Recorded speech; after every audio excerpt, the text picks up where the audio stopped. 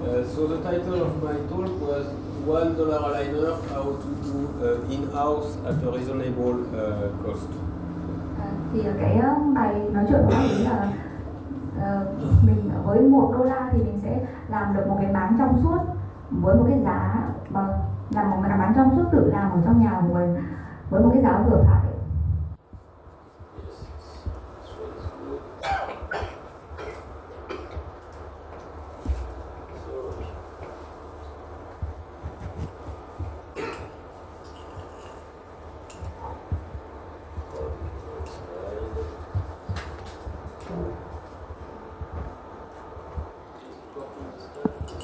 So why cost is important? Tại sao cái giá lại quan trọng? One book I will recommend you to read is The Outlier, The Story of Success by Malcolm Gladwell. Perhaps you know, no? You know this book? No. Yeah. Đây là một cái quyển đã thấy rất là tâm đắc, cái là Outlier. Nếu mà ở Việt Nam thì nó tên là Những Kẻ Xuất Chúng. So in this book they look at very successful people in everything: music, sports, game, finance. Đây là quyển sách nói về những cái người mà rất là thành công ở rất nhiều lĩnh vực như là âm nhạc, chơi cờ, thể thao, tài chính, máy tính. The book shows that in fact you don't have genius. Genius don't exist. Quyển sách này nói rằng là những thiên tài không tồn tại. Even Mozart is not a genius. Kể cả Mozart. In fact, what you have always is three factors. Aptitude, you have to be good. Luck, opportunity, you have to be at the right place at the right time.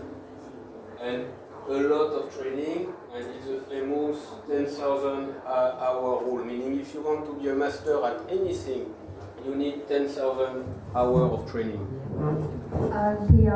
Cái quyển sách này chủ yếu nói về rằng là mình sẽ luôn luôn có 3 yếu tố để đạt được thành công. Thứ nhất là đầu tiên là mình phải giỏi, tương đối giỏi, và thứ hai là mình sẽ phải có may mắn, tức là cái cơ hội để mình được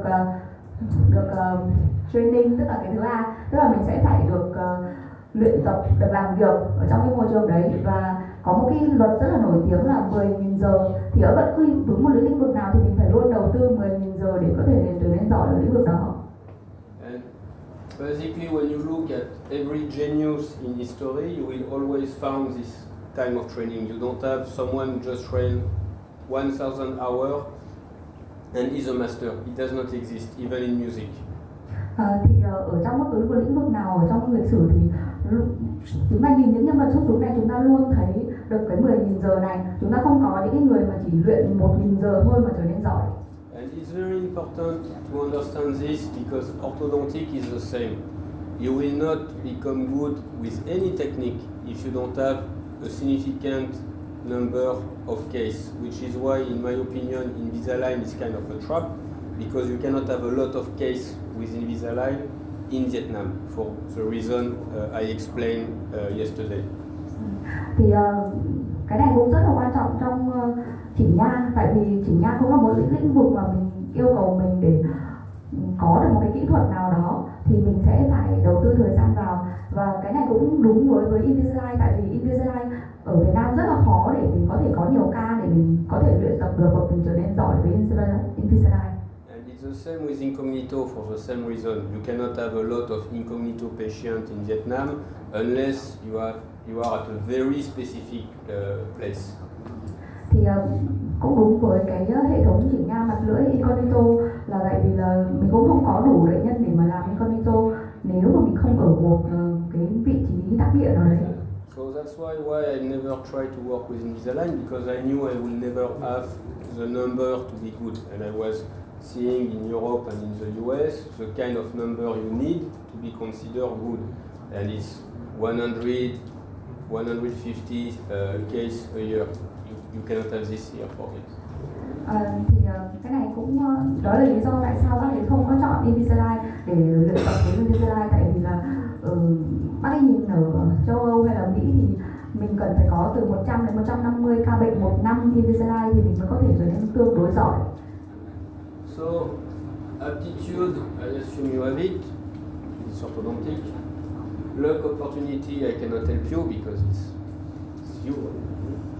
And working training is the subject of the talk, because if you want to do aligner, the first obstacle is the cost, meaning either the cost of the lab with Invisalign or another company, or the cost of the equipment for doing in-house. Thì cái năng lực ấy, thì cái đầu tiên thì các bác sĩ sẽ có của mình rồi, và cái may mắn thì cái này bác sĩ không thể giúp được, còn cái training thì chính là phải nói chuyện ngày hôm nay. Thì cái đầu tiên mà mình cần khi mà training thì là cái giá của nó, mình cần phải có cái giá tương đối thấp để mình có thể luyện tập được nhiều. So to illustrate, the first printer I used, it was in Cambodia and it was costing us around $8 per arch, plus some technician time, plus cost of plastic, so it was like $10 for doing one aligner. Thì cái eyeliner đầu tiên bác biết làm ấy là ở Campuchia thì là nó là có giá là 8 đô cho cái vật liệu và thời gian của kỹ thuật viên và giá của cái. And here you have all the model we printed in 2 years for 5 dentists. Here is me and here is 4 other dentists. Thì ở đây là cái tủ mà các bác ấy được bán trong suốt, thì trong vòng 5 năm mà chỉ có chừng này thôi. And my second printer allowed me to print at less than 30 cents per arch without technician time. And here you have all my printing model for 6 months and 130 patients. Thì cái máy thứ hai mà bác ấy mua thì là cho phép bác ấy là sản xuất ra được một cái máy mà chỉ có giá là 30 cent thôi và không cần phải cái thời gian của kỹ thuật viên.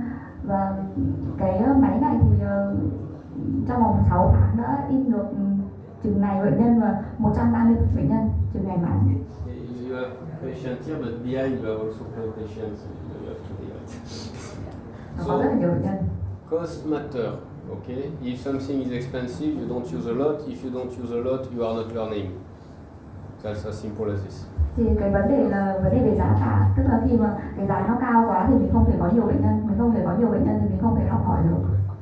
So the fact that I can do a very low cost allow me to finish fixed appliance treatment with a liner, which is very good for learning. And more interesting, it allows me to change my treatment plan during treatment. Meaning, you can ask Dr. Cohen and Dr. Witt, I already did it here. I start for 1 month of aligner, I look at the result. One teeth is not moving as I want. I remove attachment, I reprint, I rescan, and I redo a new set of aligner. So when you do this, it's like when you use fixed appliance, okay? You see if the teeth are moving correctly. If not, change the wire, change the bracket. And if you can produce in-house at relatively low cost, you can do this. And you will learn a lot faster than if you work with a lab outside where they give you the set of tray and you try to work with the tray until the end, and after you redesign your mechanic.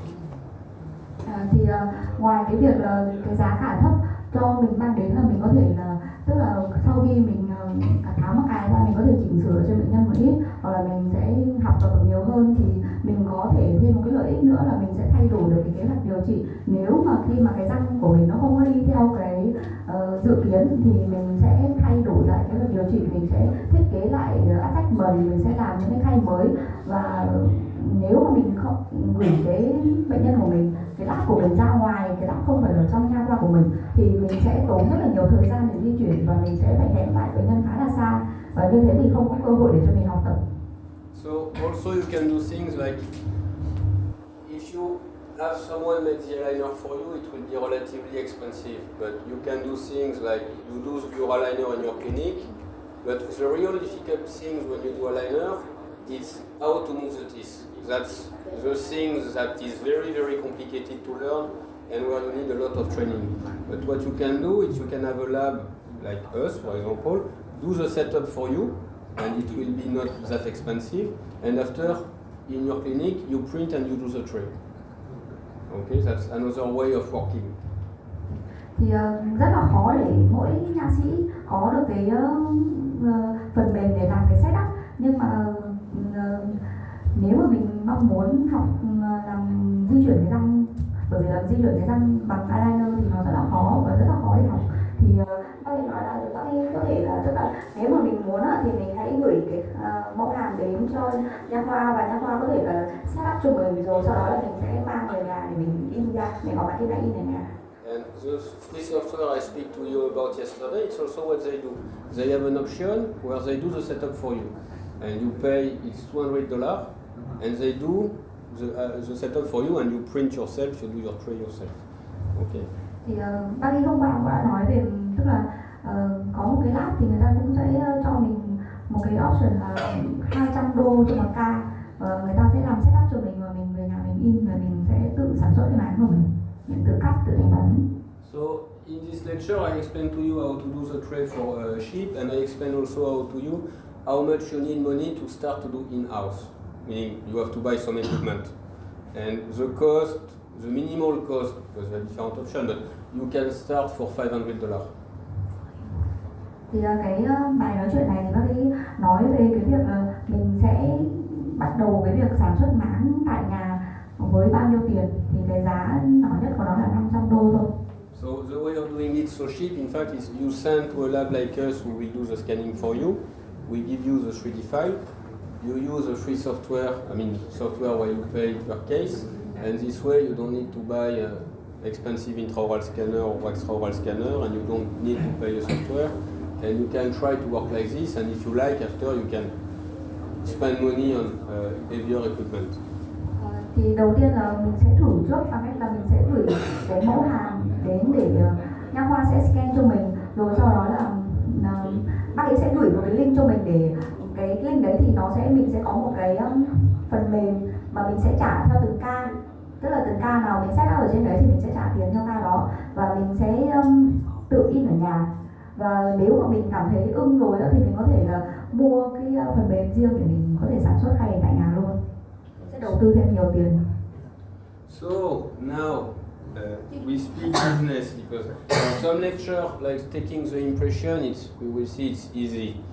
Now taking picture, because it's the first thing I thought I insisted to teach when I came here.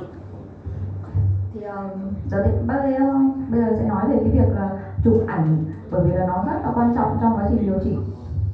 So, should you write the link of free software? Free software, I have to look for the link, I don't have it here. You contact me by Zalo, Facebook, or you ask Dr. Witt, I will send to him. But I warn you, I will just look at one, but you have other options. Me, I don't use free software, so I did not look at all the options. But the one I will give you the link is one of the most well-known. Okay. You have also Blue Sky Plan, but I think it's more for implants. The French love it, but it's more like for doing implant surgery guide for implants. They have a module for orthodontic, but I'm not sure it's so good. Archform is kind of well-known, but you have also software from SureSmile. I will give you one link. Okay, and after I will look, but I cannot test every one of them. What I know is all of them are kind of working.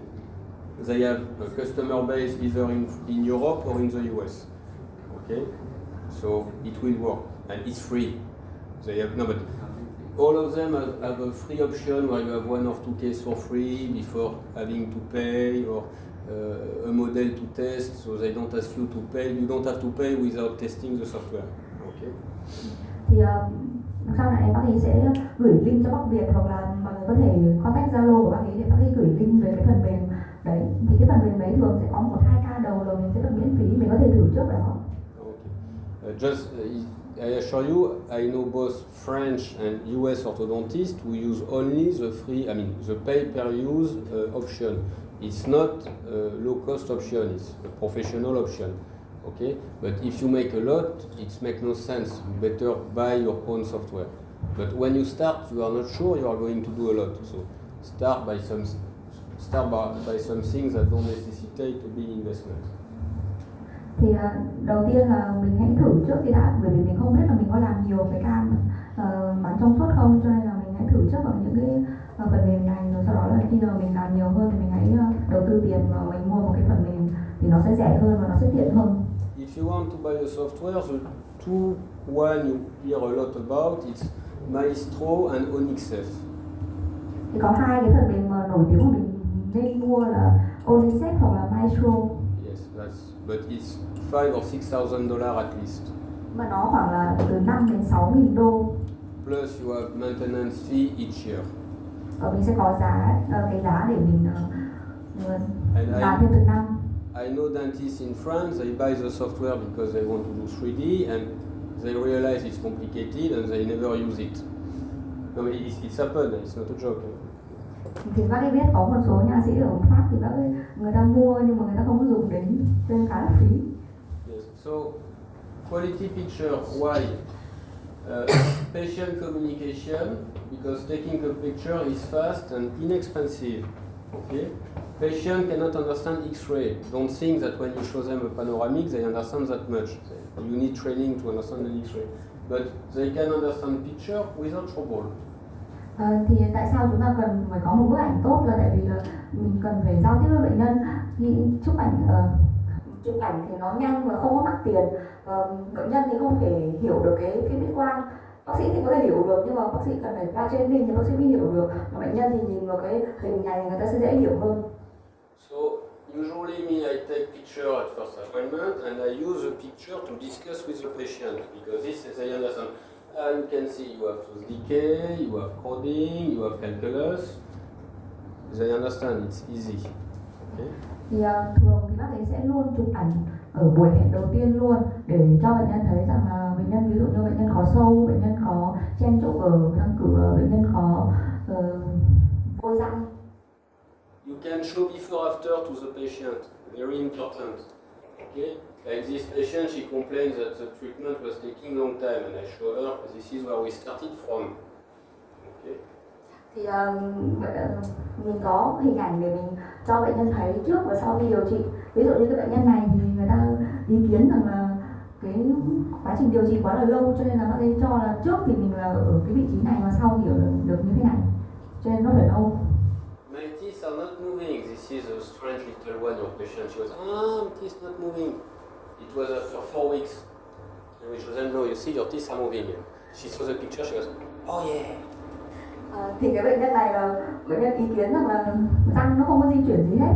Và mình sẽ cho cái hình ảnh này là đây là sau 4 tuần. Thì bệnh nhân nhìn thấy bệnh nhân nói, răng mình có di chuyển. And you can ask Dr. Quay or Dr. Vitt, but Dr. Quay especially, several times with you, you send me picture of your patient and you, not moving. And I did a before after to show her that it was moving. Even your patient, you will not remember how it was the time before. So taking picture allow you really to see what happened. Thì chụp ảnh cũng giúp cho nha sĩ là có thể là mình tự xem cái tiến trình điều trị của mình như thế nào. So also to monitor the progression of treatment, aligner or braces move the teeth slowly. It's 1 millimeter a month at best. Okay. If you take picture, you can see what happened visually, and it's a very good tool for motivation. Chụp ảnh thì rất là quan trọng để mình xem thử cái tiến trình di chuyển răng của mình. Thì cái mảng trong suốt là nặng cài thì di chuyển cái răng rất là chậm, tối đa là 1 mm một tháng thôi. Và chụp ảnh thì cho mình thấy là cái sự di chuyển của răng như thế nào và nó cũng giúp động viên bệnh nhân và bác sĩ nữa. So for example, here I had to remove the upper front teeth because it was on kilos. And of course the patient wants to be sure the space is closing, okay? So this is typical kind of case where I was showing the patient the picture all the time, okay? Thì đây là một cái ca mà mình cần phải nhổ cái răng cửa tại vì nó bị cứng khớp. Và khi đó thì bệnh nhân rất là lo lắng là không có thể đóng lại cái khoảng đấy. Cho nên là mình sẽ phải chụp ảnh từng tháng một để cho bệnh nhân thấy rằng là cái răng nó đang di chuyển. Other case, the patient tell you, I am wearing elastic, which would be super nice if this was before and this here it was after. Unfortunately, you see the opposite. Thì trong một số ca thì bệnh nhân cứ nói rằng là mình có mang thung, nhưng mà trong một số trường hợp thì ví dụ như đây là trước và đây là sau thì đúng, chứ còn ở đây là thực ra là ngược lại, đây là trước, đây là sau, chứng tỏ là bệnh nhân không có đeo thung gì hết. Okay. Also, for the elastic, it's super easy to see because, like, usually I start elastic at the beginning treatment. So I know, and I can show to the patient when they do not work, because I say, you see, the wire is here all the time, the teeth are moving, it's straighter. But on the sagittal, it's not moving at all. It's not moving because the elastic is not here all the time, and they have to admit, yes, I don't work so much.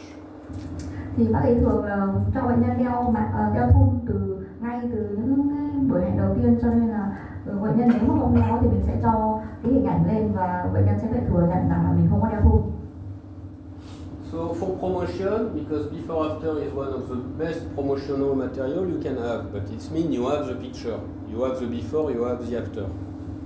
Thì cái này cũng để quảng cáo nữa, và để mà quảng cáo được thì mình phải có hình ảnh trước và sau khi điều trị. So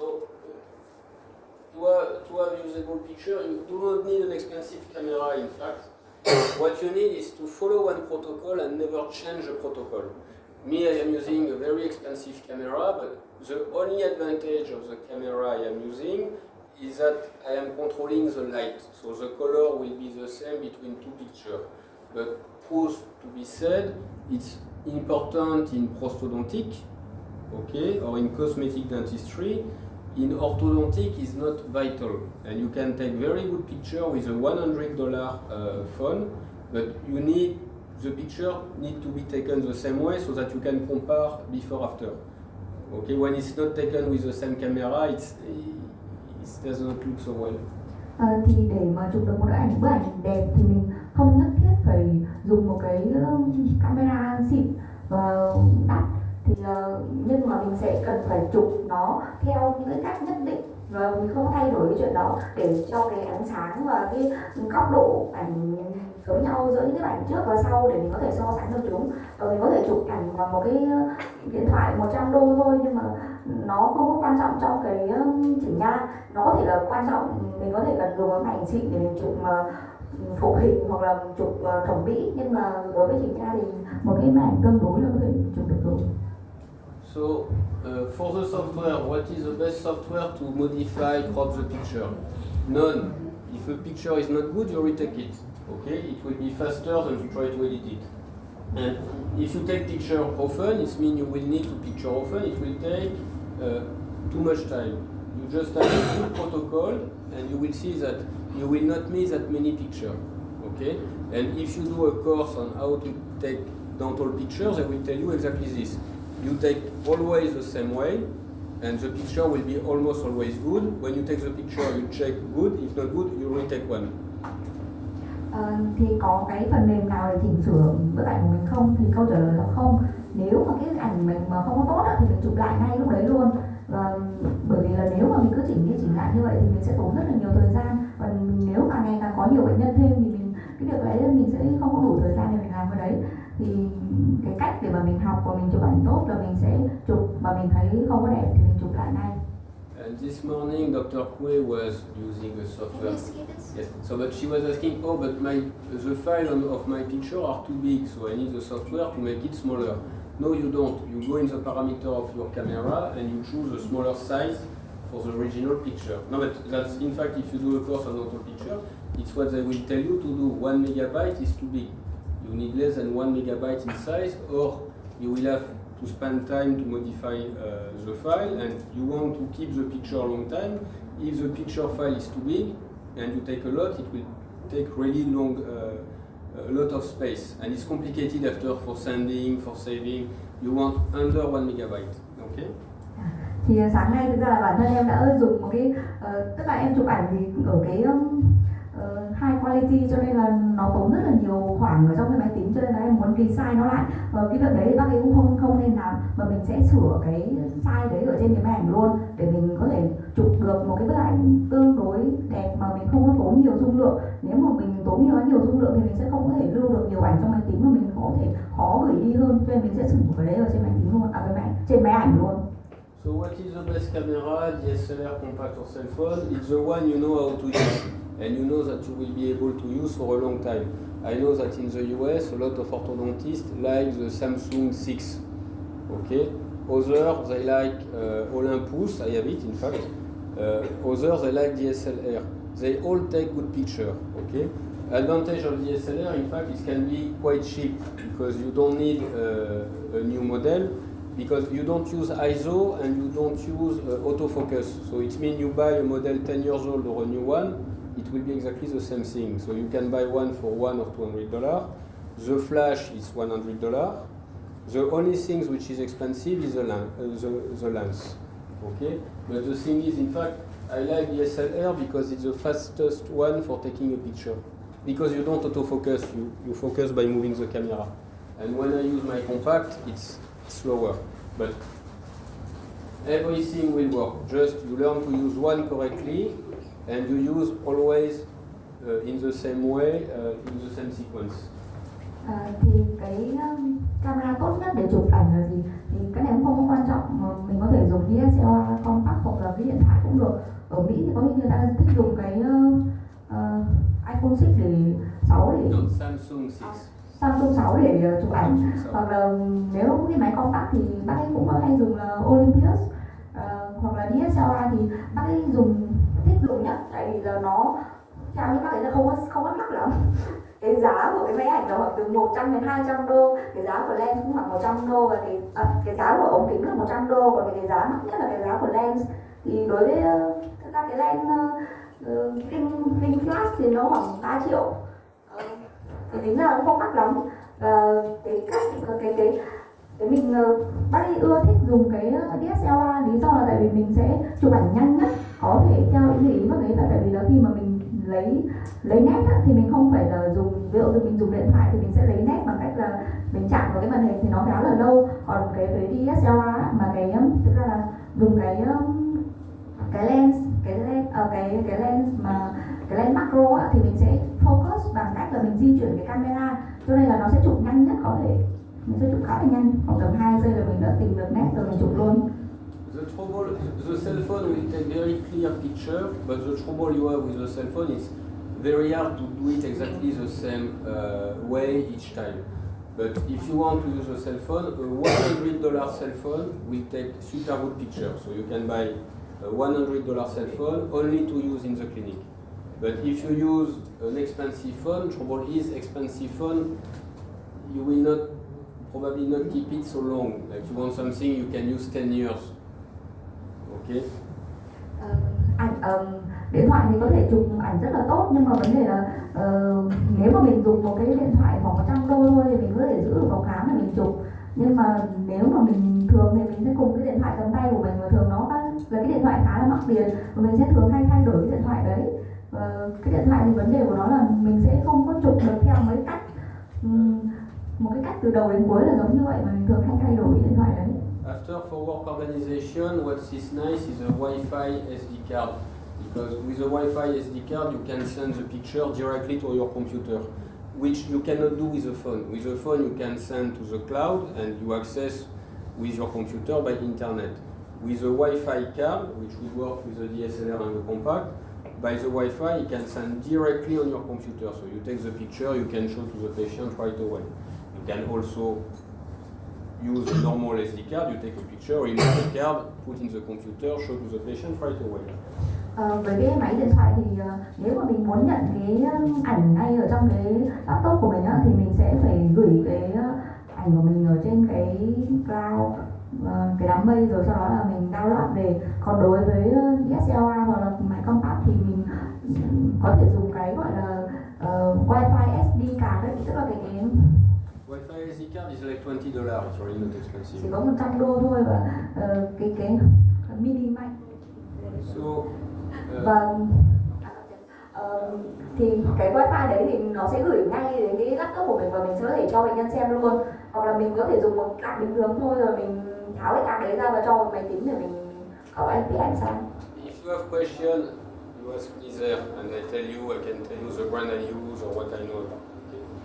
Thì mình có thể liên hệ với bác ấy qua Zalo để bác ấy gửi cho mình là bác ấy dùng cái máy ảnh như thế nào, và những cái máy ảnh mà bác ấy biết. So for taking picture you will need a mirror. You need lateral mirror, occlusal mirror, frontal cheek retractor and occlusal cheek retractor. Thì những cái vật dụng mình cần là mình cần một cái gương mặt nhai, một cái gương mặt bên, Cái vật dụng để kéo môi lên và cái vật dụng để hai cái banh để kéo má. Okay, so next protic. For aligners, the most important picture are the frontal and lateral. This, if you want to send a case for doing a liner for Invisalign or to us or to another lab, we need to be sure that the occlusion you send us is the real one. Because with an aligner, you move the teeth to put them in a good occlusion. If you tell us the patient is class 2, well, we will move the teeth so that he finish class 1. And if the patient is class 1, in fact, it will not go well. And we had a case recently with Dr. Quay where I checked her picture and I had the scan and the technician had put the patient class 2. When the picture was showing me, the patient was class 1. So we rescan in the good occlusion. So when you send to a lab, be sure to have a very good picture with a correct occlusion. Okay? And I did a course, the 4 months course on Invisalign. In fact, what they were doing, they were taking pictures, they were having the patient bite on occlusal paper, and they were taking the picture with the occlusal mark to be sure to really show the technician at Invisalign what was the natural occlusion. Okay? Thì cái bức ảnh quan trọng nhất của cái chụp ảnh này là bức ảnh mặt trước và bức ảnh mặt bên để mình xác định xem cái khớp cắn nó đã đúng chưa. Thì có nhiều khi là cái ca, ví dụ như ca hạng 2 mà mình scan hoặc là chụp ảnh bị sai thành cái ca hạng 1 thì khi đó cái kế hoạch điều trị của mình sẽ bị thay đổi hết. Và trong cái khóa mà bác ấy học về máng trong suốt á, with braces, yes, with braces it's not really important because you can adapt with elastic, you know, class 2 elastic, class 1 elastic, class 3 elastic. With a liner, you cannot. If the work at the beginning is wrong, you have to redo everything. Okay, so occlusion is super important if you want to do a liner. Đối với mắc cài thì nó cũng không có quan trọng lắm, tại vì là mình có thể dùng thun để mình thay đổi cái đấy, nhưng mà đối với máng thì không thể. Nếu mà mình đã sai ở bước đầu tiên thì mình sẽ phải làm lại hết lại từ đầu luôn, và như thế rất là tốn công. Còn trong cái khóa học của bác ấy dùng á, thì bác ấy học á, thì là người ta thậm chí còn cho bệnh nhân cắn lên giấy cắn để mình đánh dấu được cái khớp cắn của mình, rồi sau đó mới chụp ảnh để cho bệnh nhân cắn đúng cái khớp cắn. So it's also important because when you take picture, you can, you know, you pull the cheek and the patient can change his occlusion. So you have to be careful when you do it. Thì mình phải cẩn thận khi chụp ảnh, là mình không có kéo cái má ra quá nhiều. Khi bệnh nhân mình kéo như thế thì bệnh nhân sẽ có xu hướng là làm lệch cái khớp cắn. So pro tip, the assistant must always stay behind the head of the patient so that you can move around the patient and you have maximum space for taking picture. Thì một cái tip là cái người phụ phải luôn luôn đứng ở trên đầu bệnh nhân để cái người chụp ảnh có thể